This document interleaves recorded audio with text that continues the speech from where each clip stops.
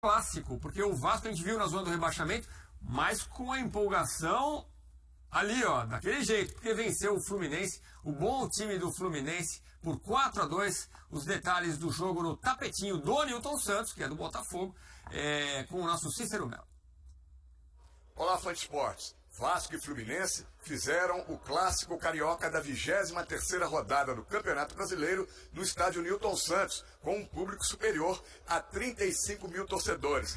O Fluminense começou com um domínio total das ações e a posse de bola, mais de 70%, e criou as principais oportunidades no início do jogo, todas com o atacante John Kennedy. Aí, quem apareceu bem foi o goleiro Léo Jardim, evitando o gol tricolor. O ditado é antigo, mas sempre cabe no futebol. Quem não faz, toma. E aí o Vasco abriu o placar aos 23 minutos, no cruzamento de Rossi da ponta direita, Praxedes de cabeça, colocou no fundo das redes. Vasco 1-0. O segundo tempo foi muito movimentado e com vários gols. O Fluminense, antes do primeiro minuto, aos 45 segundos, empatou o jogo na categoria de Marcelo. Jogando como meio atacante, ele estufou as redes e deixou tudo igual no placar. Segundo gol do jogador com a camisa tricolor e 1-1 no placar. Não demorou muito e aos 4 minutos o Vasco desempatou. Verrete de cabeça no escanteio da ponta direita, Vasco 2-1. Mais 6 minutos e aos 10 do segundo tempo, Fluminense chegou novamente ao empate. Gol de Lima, passe em profundidade de André para Guga, bola cruzada para a área e Lima apareceu para deixar tudo igual. Fluminense 2, Vasco 2. Vasco colocou em campo então Gabriel Peck e, aproveitando as falhas da defesa do Fluminense, que foram muitas durante todo o jogo, acabou fazendo mais 2 gols. Final, Vasco 4, Fluminense 2. Me gustó muchísimo la actitud del equipo, la actitud, la personalidad para jugar un partido tan importante. Yo siempre decía que la gente para nosotros es muy importante y hoy demuestra también que nos ayudó siempre, en todo momento. Y ahora que jugamos de local, que vamos a jugar en nuestra cancha, mejor todavía. Va a haber más presión. Yo solo tengo que felicitar porque fue un partido muy emocionante en todo momento. Necesitábamos estos 3 puntos para poder continuar a seguir trabajando. Va a ser difícil, pero el equipo está creciendo, está trabajando mucho, los jugadores anímicamente están bien, entonces es un momento lindo para seguir trabajando.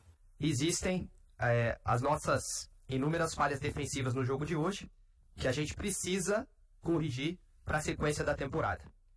Apesar das falhas defensivas, a gente tem que ter a competência de analisar o que a equipe fez bem no jogo. Nós produzimos bastante para o resultado do jogo ter sido diferente. E nós tivemos, por muitos momentos, melhor na partida que o nosso adversário. Em que pese o resultado final tenha sido favorável ao Vasco. Os clássicos recentes, olha, retrospecto entre Vasco e Flu desde 2020. Só essa vitória do Vasco. 3 empates, 4 do Fluminense, era a vantagem totalmente tricolor. Gols do Vasco, 8, com esses 4 de hoje, e 13 do Fluminense. Então, o vascaíno comemorando, com motivos para comemorar. Olha só, faz tempo que a gente não fala isso do Vasco, né? Porque uma bela camisa, a estreia da camisas negras, né? Essa homenagem bonita da história do Vasco. E uma ótima vitória, num jogo animado, né? Um jogo daqueles que você vê o Verrete aparecendo, o Payet, o Vasco dando motivo para o torcedor confiar. Meu amigo Gessé já me escreveu e falou: há tempos não vejo o Vasco jogando dessa forma. Eu tenho um vizinho que tá animado assim também, Edu. Tá mandando mensagem, eufórico, vai sair, vai dar. Eu acredito, tá usando o lema do Galo. Não, calma. Mas essa camisa belíssima do Vasco hoje, em homenagem aos camisas negras, remete ao primeiro título estadual do Vasco, 1923, que o Vasco, com seu time, conhecido como Camisas Negras, venceu com um time de jogadores negros, operários, trabalhadores, e isso ficou marcado na história do Vasco pela identidade desse time e também por ter sido o primeiro título estadual no futebol. O Vasco começou bem, abriu o placar num lance até discutível, o Fluminense pediu falta no Cano, na origem, na jogada. O Marcelo é driblado. O Marcelo é driblado pelo Rossi. O Rossi levou muita vantagem no lado direito nesse confronto, nesse duelo individual com o Marcelo. Embora o Marcelo tenha marcado, tenha sido decisivo com a bola no pé, sem ela, na marcação, o Vasco soube explorar os espaços, tanto nas costas no lado esquerdo, como também do Guga no lado direito. Então as laterais do Fluminense foram pontos frágeis, e aí o Verratti, jogador fundamental para o Vasco nessa ascensão, chega a 5 participações em gols, 4 gols, 1 assistência em 6 jogos pelo Vasco. Então é um jogador realmente essencial e que tem feito a diferença, e a gente vê nesse gol de empate, do segundo gol do Fluminense, o Verratti voltando na lateral para ajudar a marcar. Então é um jogador muito coletivo e que ajuda demais nesse sistema tático do Ramon Dias. O passe do Marcelo é uma beleza, né? O John Kennedy sempre levando perigo, como o Cícero Melo falou, mas o Verratti era artilheiro do campeonato argentino, mas o torcedor falou, vamos ver o que acontece, né? Chegou chegando mesmo, né?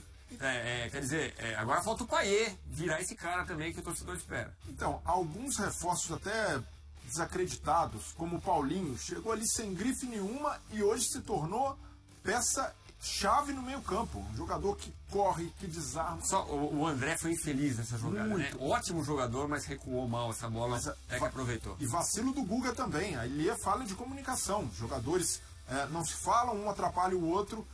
Nessa falha o Vasco acaba levando vantagem. Aí o Payet participando com um chute perigoso. E aí o cruzamento do Pumita, o Verratti dá assistência, ajeitando bem para o pé, que dá tranquilidade, marcar o gol. O 4-2 que decretou a vitória do Vasco. Uma vitória muito importante contra um time bom, bem treinado do Fluminense. O Vasco, nessa situação, vencer um clássico dessa maneira, com esse contexto, dá moral para o Vasco tentar emplacar uma sequência de vitórias. O Vasco precisa disso. Engatar 3, 4 vitórias seguidas para mostrar ao torcedor que, de fato, pode sair da zona de rebaixamento. E outro motivo para comemorar, né, o Ramon Dias falava sobre isso, é o fato de ter São Januário de volta. O próximo jogo, novamente como mandante, né? Foi mandante no Newton Santos, agora recebe o Coritiba.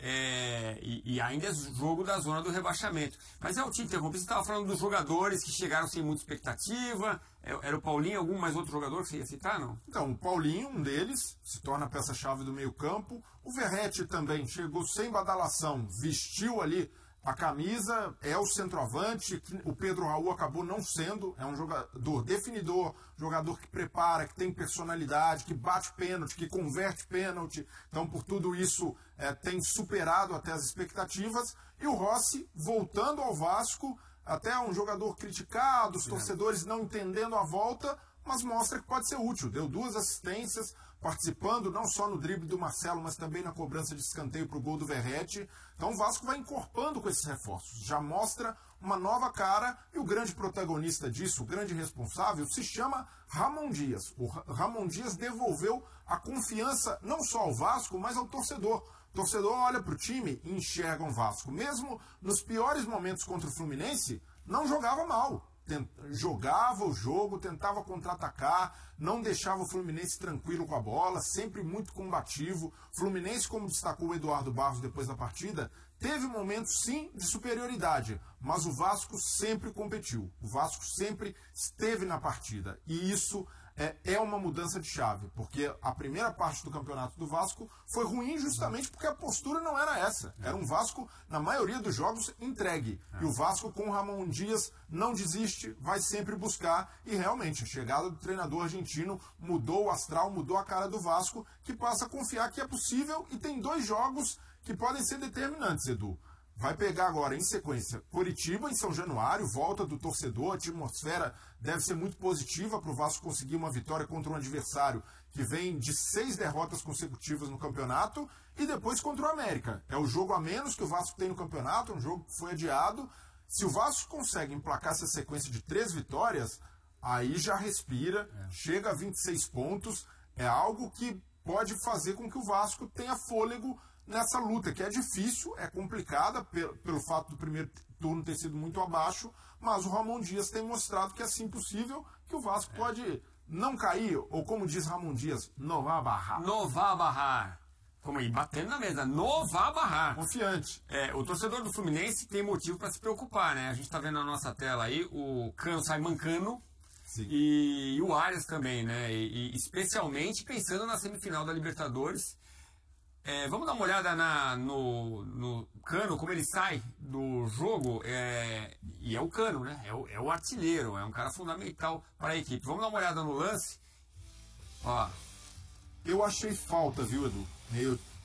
O Klaus estava muito próximo do lance, mas com a perna direita, o Paulinho visa o tempo inteiro a bola, mas eu acredito que até sem querer ele acaba pisando no tornozelo do Cano com a perna esquerda.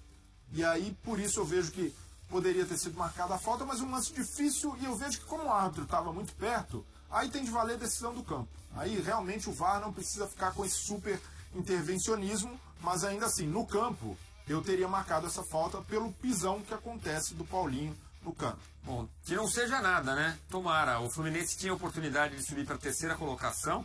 A gente viu, se mantém ali na sexta, foi ultrapassado pelo Bragantino nessa rodada.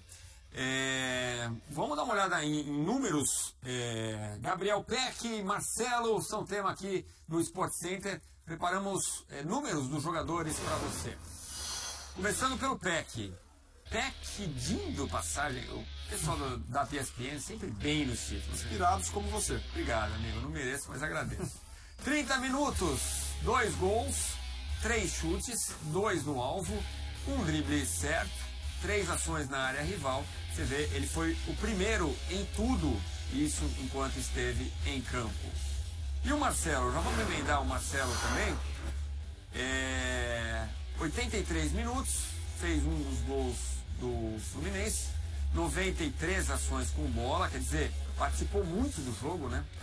E ele participa às vezes indo pelo meio também, né? Um cara importante demais no esquema do Diniz. Cruzamentos foram 14 também primeiro, 2 chances criadas, segundo no elenco tricolor, 15 passes progressivos, também líder nesse quesito. E aí tá circulando no WhatsApp o drible que o Rossi dá nele, né? E ele caindo, e acontece, é do jogo, né? E ele escorrega, né? Talvez por falta de costume com um gramado sintético, mas o Rossi levou muita vantagem. Olha aí, ele joga na frente já com a certeza de que vai ganhar na velocidade. Então, se o Marcelo, ele entrega tanto ofensivamente, tanto com a bola no pé, na saída de bola, nas infiltrações que faz pelo meio, ao mesmo tempo, pela idade, pela capacidade, por essa característica do Marcelo de ser um lateral mais apoiador, ele não consegue sustentar defensivamente. Então o Fluminense precisa, de fato, gerar cobertura, gerar, até com essa entrada, a volta do Alexander ao time, compensações e coberturas para o Marcelo por ali. Pensando no jogo da Libertadores, imagina se o Kudê também resolve explorar essa deficiência da defesa do Fluminense, colocando o Ener Valencia para jogar em cima do Marcelo. Vai ser um Deus nos acuda. Então o Diniz precisa se atentar à parte defensiva. O Marcelo hoje não consegue jogar sem cobertura, e aí precisa entrar em ação André, Alexander, o Felipe Melo, que é o zagueiro que atua pela esquerda também, hoje não atuou, o Marlon foi titular, mas é algo para o Diniz pensar, como cobrir e sustentar melhor defensivamente o lado esquerdo, o lado coberto pelo Marcelo. Agora, sobre o Peck, um jogador que entra, marca 2 gols num clássico, gols da vitória, que garante. E aí, essa foi uma outra virtude do Vasco no jogo, a resiliência. O Vasco toma um empate 2 vezes e vai buscar novamente. Em outros tempos, talvez sentisse psicologicamente. Totalmente. E aí, nesse ponto, a importância do Ramon Dias, um técnico que consegue passar confiança para os jogadores, de mostrar que mesmo num cenário adverso, mesmo sofrendo empate 2 vezes, o time precisa acreditar na vitória. E o Peck foi a grande sacada, porque a partir do momento em que ele forma um time com jogadores mais cascudos, como o Rossi, o cara que tem mais experiência, o Marlon Gomes também foi muito bem do lado esquerdo, pressionando a saída de bola, ele ganha opções para o segundo tempo, para manter a rotação e a intensidade do Vasco. E aí no segundo tempo, ele vai com Payet. Você ter um cara como o Payet, com a qualidade técnica dele, para guardar para o segundo tempo. O Peck, para manter velocidade, jogador que também recompõe muito quando necessário, ajuda defensivamente e hoje foi premiado com 2 gols. O Peck é o artilheiro do Vasco na temporada, por mais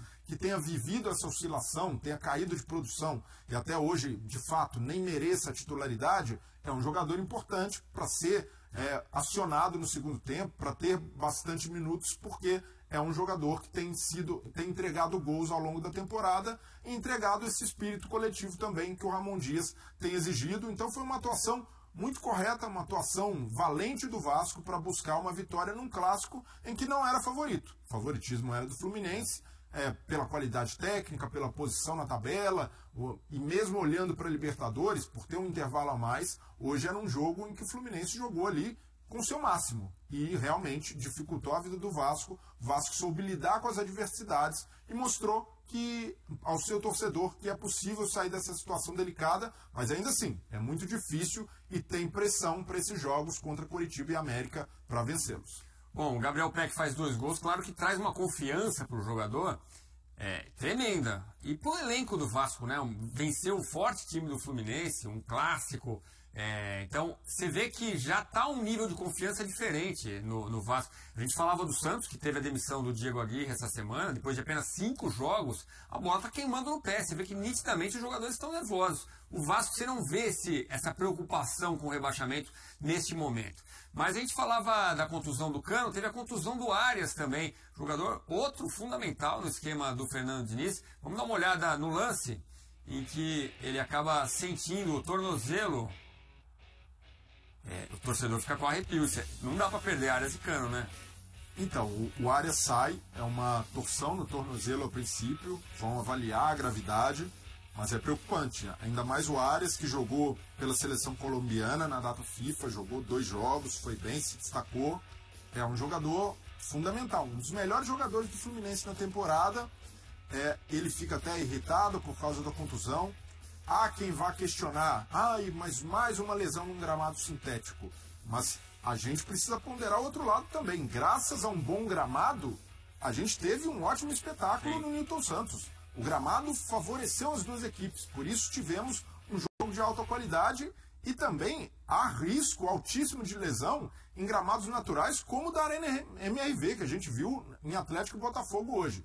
Então não pode ser determinante, não há estudos suficientes para sustentar que gramados sintéticos nesse momento são um risco à saúde dos atletas.